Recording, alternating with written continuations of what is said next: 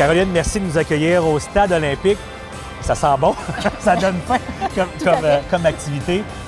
On a du travail à faire. On doit donc faire comme tout le monde derrière nous et mettre ces bûches-là dans les boîtes. T'as tout compris. Pendant que tu m'expliques un peu, quel est l'objectif de ce projet-là aujourd'hui? Bien, en fait, c'était de redonner aux familles dans le besoin. Ouais. Ce qu'on voulait, c'est de pouvoir procurer 8800 bûches aux banques alimentaires du Québec qui vont les redistribuer dans la grande région de Montréal et dans la grande région de Québec pour subvenir aux familles dans le besoin. Cette idée-là, ça vient de où?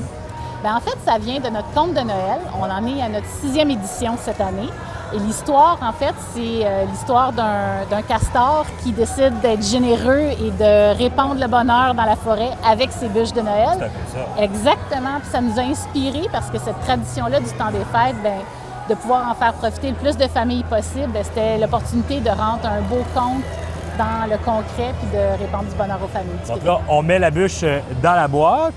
Au total, on parlait de combien de bûches total aujourd'hui? On en a 8800. Ah, quand même! Combien d'employés qui ont participé aujourd'hui? Il y en a plus de 250 qui sont présents Est-ce que ça a été aujourd'hui. difficile de convaincre les employés? Absolument pas. On Non, a hein? été même impressionnés de voir à quel point les gens ont rapidement levé la main pour se joindre à l'événement. Ah, c'est bon.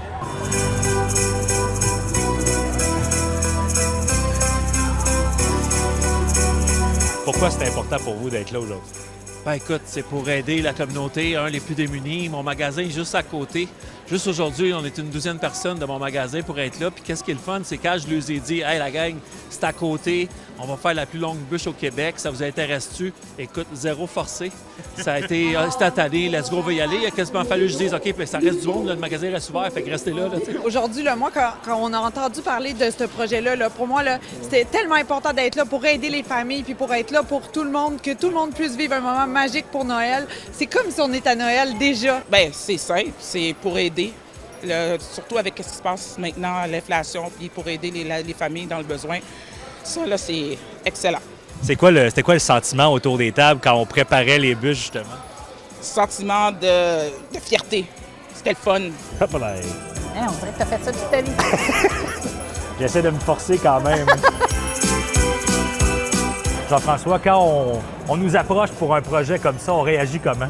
Bien, écoute, il y a quelques années, on a, avec Courchaine-Larose, pour leur anniversaire, ils voulaient battre le record Guinness de la plus grosse salade de fruits. On a fait le défi ici au stade.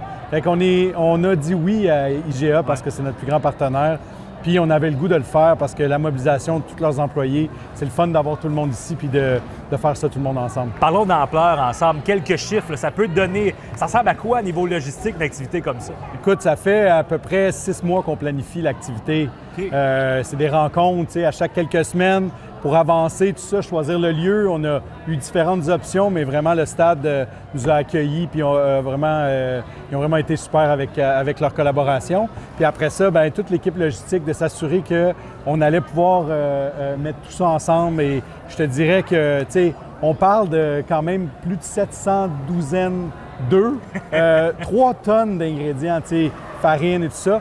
Les logs étaient faits avec un complice pâtissier, le pâtissier d'IGA. Ouais. Et là, nous, on devait assembler tout ça, puis le crémage, puis la déco et tout ça. Fait, les gens sont arrivés, puis on avait une armée avec nous de lutins là, pour arriver à tout ça. Mais sincèrement, ça a été vraiment extraordinaire. Puis on voit le décompte, c'est important de respecter la chaîne de froid, il fallait se dépêcher. On avait un 25 minutes d'avance sur la première partie.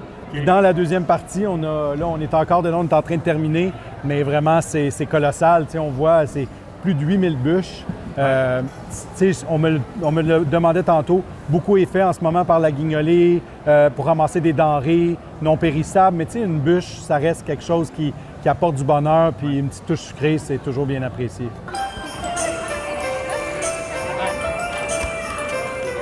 Monsieur Munger, pourquoi une initiative comme ça, c'est important pour les banques alimentaires? Bien, c'est parce que ça donne du bonheur. On le sait, la demande a été très importante cette année des banques alimentaires. Il y a beaucoup de gens qui ont de la difficulté à se nourrir convenablement à l'heure actuelle à cause du contexte économique. Ouais. Bien, ça, c'est des... Ils disent que c'est 1,3 km de long. Moi, je dis que c'est 1,3 km de bonheur que ça donne. Donc, Et quand on reçoit un appel pour nous mentionner qu'il y a un projet comme ça qui s'organise, on réagit comment? bien, on dit merci. On dit certainement, on est heureux de participer puis de recevoir ces beaux bouts de joie.